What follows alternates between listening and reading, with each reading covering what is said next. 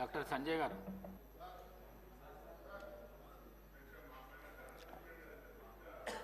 ధన్యవాదాలు అధ్యక్ష. ధన్యవాదాలు అధ్యక్ష. కొద్దిగా మీరు ఈ టైప్ చూడట్లేదు అసలు. ఫైనల్ ఇచ్చినందుకు థ్యాంక్ యూ అధ్యక్ష.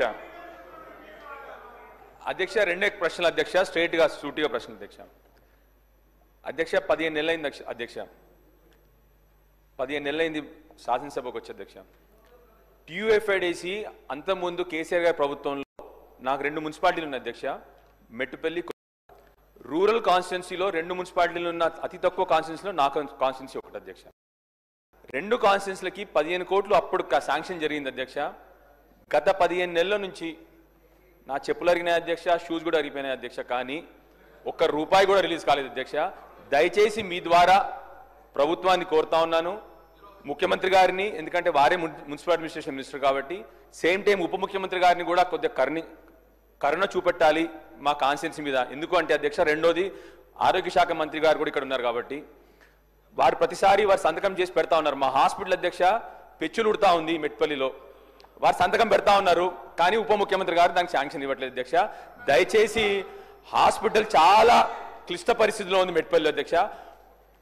చివరికి అధ్యక్ష, మూడోది నిన్న మళ్ళీ ఉప ముఖ్యమంత్రి గారే మొన్న ఏం చేశారు అధ్యక్ష అంటే, వారు అసెంబ్లీని డిస్ట్రాక్ట్ చేయడానికి చాలాసేపు గంట సేపు రుణమాఫీ గురించి మాట్లాడినారు. పర్వాలేదు.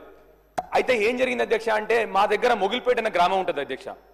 అక్కడ సడన్ గా రైతులందరూ అరే ఉప ముఖ్యమంత్రి గారి వాళ్ళేమో మొత్తం అంతా జరిగినది అని చెప్పేసి వారు చెప్పడం జరిగింది.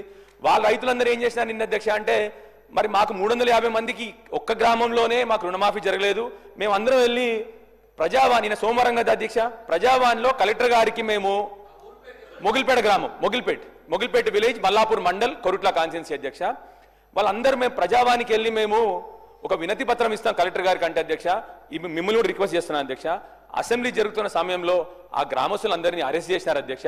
దయచేసి మీ ద్వారా రిక్వెస్ట్ ఏంటంటే అధ్యక్ష, అసెంబ్లీ జరుగుతున్నప్పుడు ఈ అరెస్ట్ల పర్వం ఎక్కువవుతా ఉంది. వాళ్ళు పాపం కలెక్టర్ దగ్గరికే పోతామన్నారు, ప్రజావాణిలో కంప్లైంట్ చేస్తామన్నారు.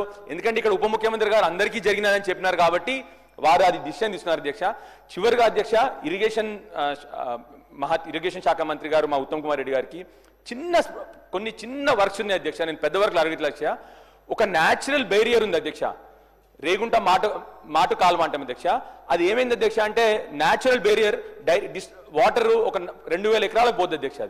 అది గ్రాడ్యువల్ గా టైంతోని అది కొద్దిగా డిస్ట్రాయ్ అయింది అధ్యక్ష. దానికి మళ్ళీ మీరు ఒక 2 కోట్లు పెడితే బ్రహ్మాండంగా 2000 ఎకరాలకు నీళ్లు మా రేగుంటకు కానీ అక్కడ చివరిన వేంపల్లి గ్రామం కానీ 2000 ఎకరాలకి ఆయకట్టుకి మళ్ళీ నీరు వస్తుంది. కాబట్టి మిమ్మల్ని అడిగేది, మేము కోరేది చిన్న పనులే అధ్యక్ష. దయచేసి ఉప ముఖ్యమంత్రి గారిని మళ్ళీ ఒకసారి కోరుతాను, మా కాన్స్టిట్యున్సీ మీద కరుణించండి. చాలా వరకు 15 నెలల నుంచి అన్ని సగంగా పనులు అయినవి అన్ని కూడా ఆగిపోయి ఉన్నాయి. దయచేసి మిమ్మల్ని మళ్ళొకసారి రిక్వెస్ట్ చేస్తున్నాను, మా వర్క్స్ అన్ని కంప్లీట్ చేసేటట్టు మీరు ఈ వచ్చే బడ్జెట్లో అన్ని పెడతారని చెప్పి ఆశిస్తా ఉన్నాను అధ్యక్ష. థ్యాంక్ యూ అధ్యక్ష.